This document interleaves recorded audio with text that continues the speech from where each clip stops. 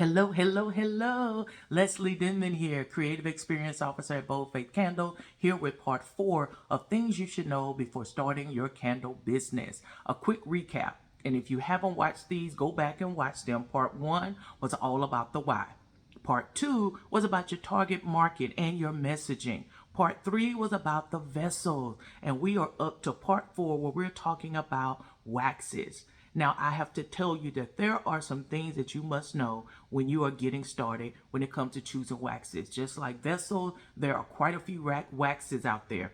And the one thing that I want you to know before anything else is the facts. There is a debate out there when it comes to paraffin and soy, and you have to know the facts so that you could choose the best wax for you. Now, I'm going to put a link to an article that's actually on the website of my candle supply company, Lone Star Candle Supply. And it's an article that someone wrote, and they were talking about the whole soy and paraffin debate.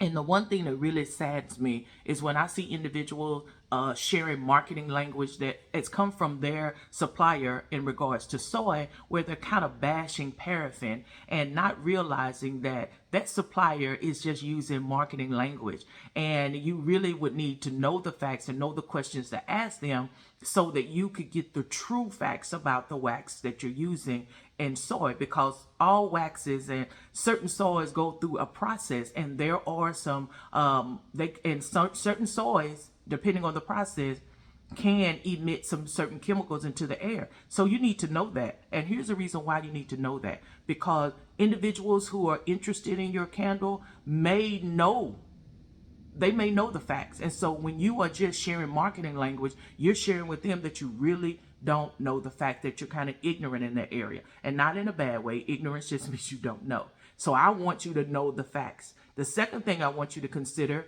is pricing. Okay. Again, we start where we start. And if your budget does not lend to starting off with pure soy and beeswax and apricot wax and all of that, it's okay. Start where you start. Again, we're growing our business. You can always create another line later and experiment with those waxes, because the reason I'm saying pricing is because the majority of your time when you're getting started is going to be dedicated to testing. You're not even selling a candle yet. So the wax that you're buying, you're testing it.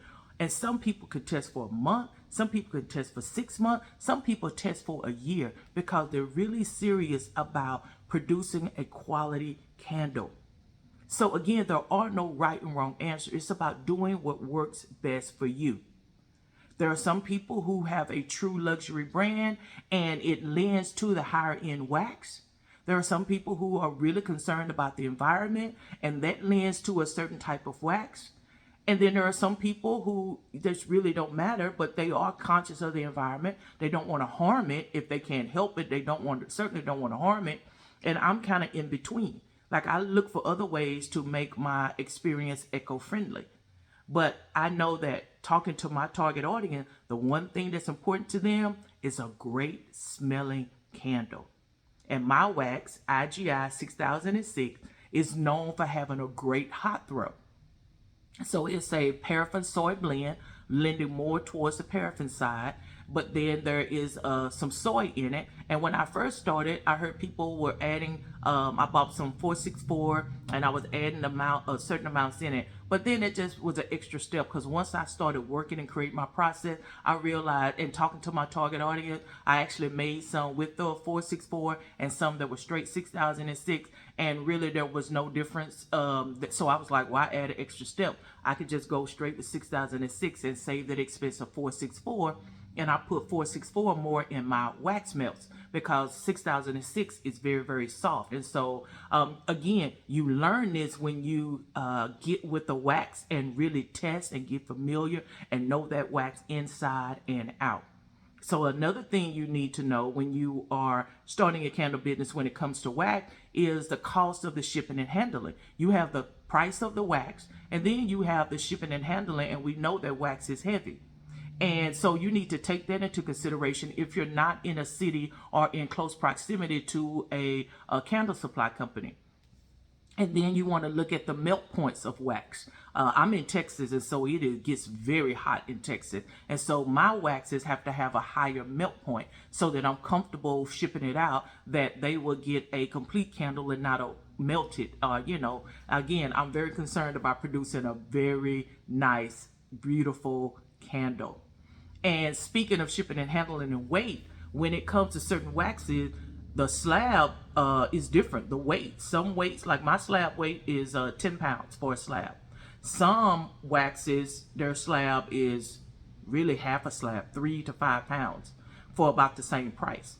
And so you have to take that into consideration too. And then again, the bulk of your waxes will be going to testing. So you have to just take all of these things into consideration, and then knowing your target market and what they really want to experience. Some of them may not care.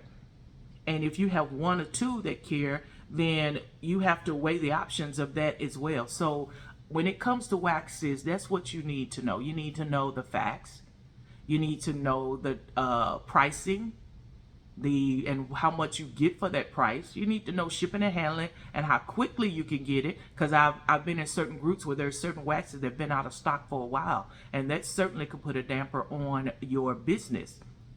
And then you don't want to badmouth another candle maker. We're all in this together. So you don't want to badmouth another type of wax, especially when you aren't aware of the facts. Speak to the benefits of your wax.